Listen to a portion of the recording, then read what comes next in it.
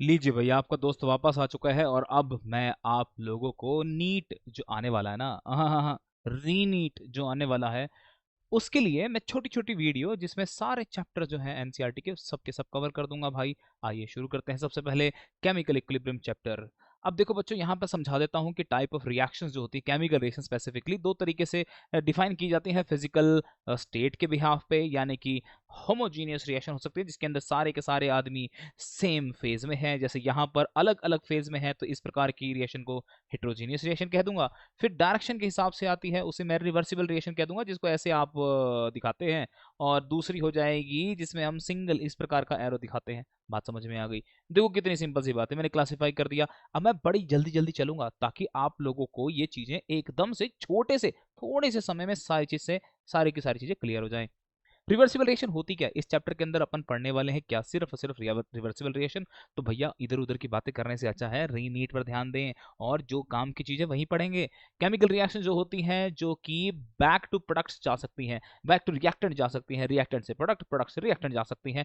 क्या कैरेक्टरिस्टिक है इसके ऊपर इस पूरे के पूरे लेक्चर में स्टेटमेंट 1, स्टेटमेंट 2, असर्शन रीजन, इस तरीके के सवाल सारे के सारे बन जाएंगे। जो कि इस बार जो नीट लीक हुआ था ना उसमें असर्शन रीजन के ऊपर बहुत सारे सवाल नहीं आए थे। बहुत सारे क्या, अरे कुछ भी नहीं आया था। इसका मतलब ये हुआ कि इस बार आएगा। तो समझ लेना भाई, पहला क्या है पॉइंट, ये आइदर साइड से हम रिएक्शन को स्टार्ट कर सकते हैं, यानी कि रिएक्टेंट से प्रोडक्ट जा सकते हैं और हम प्रोडक्ट से रिएक्टेंट जा सकते हैं। मैं चाहूं तो रिएक्टेंट और प्रोडक्ट का इक्विलिब्रियम को एस्टेब्लिश करके यहां से ही यहां आगे की तरफ स्टडी कर सकता हूं, या फिर मैं उल्टा भी स्टडी कर सकता हूं। There is reaction never complete, कभी कंप्लीट ही नहीं होती है और इसे हमें बंद डब्बे में करना पड़ता है। इस तरीके के सिंबल से दिखाते हैं, रिएक्टेंट आगे जाएगा तो फॉरवर्ड रिएक्शन, प्रोडक्ट बैक पीछे आएगा तो बैकवर्ड रिएक्शन। अब बच्चों ये जो रिएक्शन होती है इसके अंदर इक्विलिब्रियम अटेम्प्ट हो जाने के बाद जितनी भी चीजें हैं, जैसे कि कॉन्सेंट्रेशन हुआ रिएक्टेंट का, प्रोडक्ट का, प्रेशर हुआ, टेम्परेचर हुआ, ये सारा का सारा क्या हो जाता है, कांस्टेंट हो जाता है। अब ये चेंज नहीं होगा, सेम हो या ना हो उससे फर्क नहीं पड़ता, लेकिन कांस्टेंट जरूर हो जाएगा, कभी कांस्टेंट के बाद बदलेगा नहीं। अब देखो कुछ एग्जांपल्स रिवर्सिबल रिएक्शन के। मैंने कहा कि अगर मैंने एक वीक एसिड और एक स्ट्रॉन्ग बेस ले लिया तो ये रिवर्सिबल रिएक्शन है, क्योंकि ये चिल्ला चिल्ला के कहेगा कि मेरा एच मुझे लौटा दो। सॉल्ट की हाइड्रोलाइसिस, ऐसी ऐसा कैटायन जो कि वीक बेस से आया है, ये चिल्ला चिल्ला के कहेगा कि मेरा OH मुझे वापस लौटा दो। तो ये वापस रिएक्शन चलती रहेगी, ये कहेगा कि मुझे तुझे अपना OH देना पड़ेगा, तो रिएक्शन फॉरवर्ड बैकवर्ड सब चलती रहेगी। थर्मल डिकम्पोजिशन रिएक्शन, जैसे कि PCl5 का डिकम्पोजिशन किया है और मैंने यहाँ से PCl3 और Cl2 को ऑब्टेन कर लिया है। एस्टरिफिकेशन बहुत इंपॉर्टेंट रिएक्शन है भाई। अगर आप एसिड और अल्कोहल की रिएक्शन को करते हैं, एसिड की प्रेजेंस में आपका बन जाएगा एस्टर और पानी। अब आपने एसिड डाल रखा है, पता होगा आपको ऑर्गेनिक केमिस्ट्री को अगर ढंग से पढ़ा हो तो जानते होंगे कि एस्टर की हाइड्रोलाइसिस को भी एसिड में ही हम लोग क्या करते हैं, कैटलाइज करते हैं। पानी का इवेपोरेशन, लिक्विड का गैस में कन्वर्ट हो जाना बंद डब्बे के अंदर, अब ये दोनों काम चलता रहेगा। इवेपोरेशन कर रहा हूं मैं, बॉइलिंग नहीं कर रहा हूं, ध्यान देना। फिर उसके बाद बच्चों स्टेट ऑफ इक्विलिब्रियम जान लेते हैं।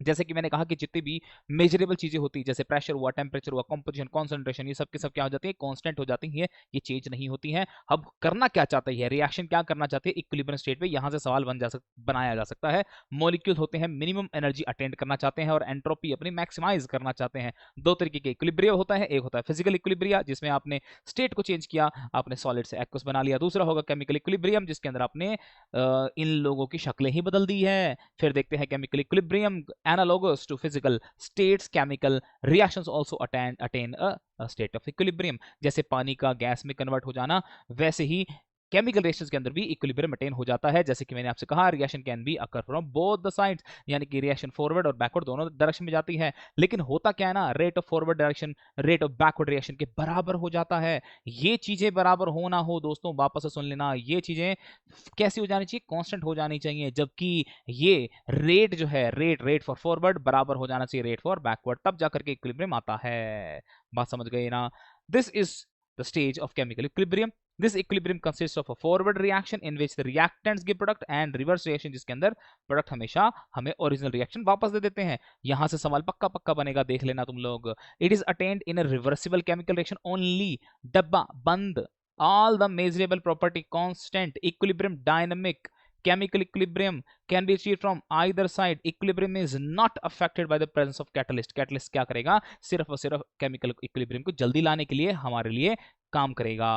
At equilibrium opposing reaction rate जो है फॉरवर्ड बैकवर्ड बराबर हो जाता है। कुछ खास बातें, whenever question does not ask about the direction, हमेशा फॉरवर्ड मान के चलना, सही है कि नहीं। In a reversible reaction, forward reaction अगर एक्सोथर्मिक हो, बैकवर्ड उसकी उल्टी यानी कि एंडोथर्मिक होगी, या फिर वाइस वर्सा। अब देखो रेट का टाइम के साथ क्या संबंध है भाई, रेट यहां है धीरे धीरे रिएक्टेंट का फॉरवर्ड रिएक्शन यानी कि रिएक्टेंट अपनी कॉन्सेंट्रेशन को घटा रहा है और प्रोडक्ट अपनी कॉन्सेंट्रेशन को बढ़ा रहा है, एक ऐसे समय पर आकर के जब दोनों के दोनों कांस्टेंट हो जाएंगे।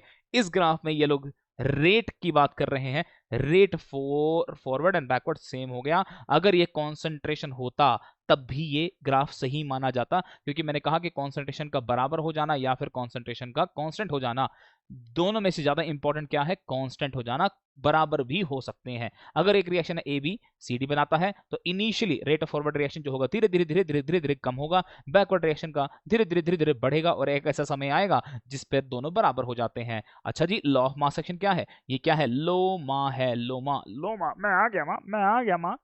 क्या कहता है ये, कहता है कि अगर रिएक्शन के स्टोइकियोमेट्रिक कोएफिशिएंट जो है रिएक्टेंट के ये हैं, प्रोडक्ट के ये हैं, तो जो फाइनल के इक्विलिब्रियम होगा फॉरवर्ड और बैकवर्ड के रेट कांस्टेंट का रेशियो होगा, रेशियो होगा, रेशियो होगा। अब ये ए क्या है, ये है activity, active mass of product divided by active mass of reactant raised to the power their own stoichiometric coefficient। अब जब देखो एक्टिव मास क्या होता है भाई, सबसे पहले सॉल्यूशन स्टेट में जो चीज होती है उसके लिए कॉन्सेंट्रेशन यानी कि मोलैरिटी लेंगे। गैस के लिए आप मोलैरिटी या फिर पार्शियल प्रेशर दोनों में से कुछ भी ले सकते हैं, लेकिन अगर प्योर सॉलिड प्योर लिक्विड आ जाए तो उसके लिए unity unity unity unity unity यानी कि एक ही लेते हैं, वन लिखते हैं उनकी जगह पे। दो तरीके के इक्विलिब्रियम डिफाइन किया जाता है, एक होता है केसी जब आप कॉन्सेंट्रेशन के टर्म में, एक होता है केपी जब प्रेशर के टर्म में लिखते हैं। तो भैया यहाँ पर कॉन्सेंट्रेशन आ गई, यहाँ पर क्या आ गया, प्रेशर आ गया, बाकी बातें सेम है, बाकी बातें एकदम सेम है। ध्यान रखना यहाँ पर पार्शियल प्रेशर है, पार्शियल प्रेशर है। डाल्टन साहब की बात याद है ना, डाल्टन साहब ने समझाया था कि पार्शियल प्रेशर को कैसे निकाला जाता है। अगर कॉन्सेंट्रेशन के टर्म में लिखेंगे तो केसी की यूनिट क्या हो जाएगी भैया, ऊपर कौन है मोलैरिटी, नीचे कौन है मोलैरिटी, काट मत देना। हाँ, यहाँ पर बी और ए एडजस्ट करना, तो यानी कि क्या, मोलैरिटी की पावर डेल्टा एन जी, या फिर आप सीधे सीधे कहें कि भैया मोलैरिटी की पावर जितना भी स्टोइकियोमेट्रिक कोएफिशिएंट प्रोडक्ट का होगा माइनस रिएक्टेंट के स्टोइकियोमेट्रिक कोएफिशिएंट। हाँ, अगर ये गैस है तो पक्का पक्का आप यहां पर बी माइनस ए यानी कि डेल्टा एन जी लिख सकते हैं। बात समझ गए, आ गई, बात समझ में आ गई मेरे बच्चों। यहां पर आप एन जी ना लिखे तो ज्यादा अच्छा रहेगा, क्योंकि जरूरी नहीं है कि कॉन्सेंट्रेशन के वक्त आप सिर्फ गैस के लिए लिख रहे हो, आप तो सॉल्यूशन के लिए भी लिख सकते हो ना, लिक्विड के लिए भी लिख सकते हो ना। लिक्विड नहीं, लिक्विड के लिए तो वन होता है। इक्विलिब्रियम कांस्टेंट यहाँ पर डेल्टा जी क्या हो जाएगा, डेल्टा जी गैस के लिए, सिर्फ सिर्फ गैस के लिए, क्योंकि केपी की बात हो रही है। अब देखो बच्चों, केपी और केसी में रिलेशन क्या है, KP is equal to KC into R T की पावर डेल्टा एन जी। अगर डेल्टा एन जी जीरो हो तो केपी केसी बराबर होते हैं, जैसे कि मैंने यहाँ पर एक रिएक्शन को लिख दिया है। अगर delta N G greater than zero होगा तो आर टी की वैल्यू अगर एक से बड़ी है तो क्या हो जाएगा, केपी केसी से बड़ा हो जाएगा। अगर डेल्टा एन जी एक से छोटा है, ये पावर है, तो आर टी की वैल्यू एक से छोटी हो जाएगी तो केपी केसी से छोटा हो जाएगा। लेकिन अगर delta N G less than zero है और आर टी की वैल्यू एक से बड़ी है, तब जाकर के केपी जो है वो केसी से छोटा हो जाएगा। और अगर delta N G less than zero है और आर टी की वैल्यू भी लेस देन वन है तो केपी केसी से बड़ा हो जाएगा। लेकिन अगर टेम्परेचर जो आ जाए करीबन 12.2 केल्विन तो केपी केसी बराबर हो जाता है, फर्क ही नहीं पड़ता delta N G greater than zero है, लेस देन जीरो है क्या है, किसी भी सिचुएशन में अगर डेल्टा एन जी कैसा भी हो केपी केसी बराबर हो जाते हैं, अगर रिएक्शन को टेम्परेचर इक्वल टू 12.2 केल्विन पर परफॉर्म किया जाए। ये वाला केस आपने पढ़ा होगा, लेकिन आपने सिर्फ सिर्फ ये केस पढ़ा होगा, ये वाला भी केस आपने पढ़ा होगा, लेकिन सिर्फ सिर्फ आपने ये वाला केस पढ़ा होगा। ध्यान दीजिए, मैंने ये वाला केस भी डाल दिया है, मैंने ये वाला भी केस डाल दिया है। कैरेक्टरिस्टिक देख लें इक्विलिब्रियम कांस्टेंट के क्या होते हैं भैया, यहां से सवाल पक्का पक्का बनने के चांसेस हैं कि expression of chemical equilibrium is applicable only when the concentration of reactant and product have attained their equilibrium. उससे पहले आप नहीं कर सकते और वो कंसंट्रेशन को चेंज होना मना है, मना है, मना है।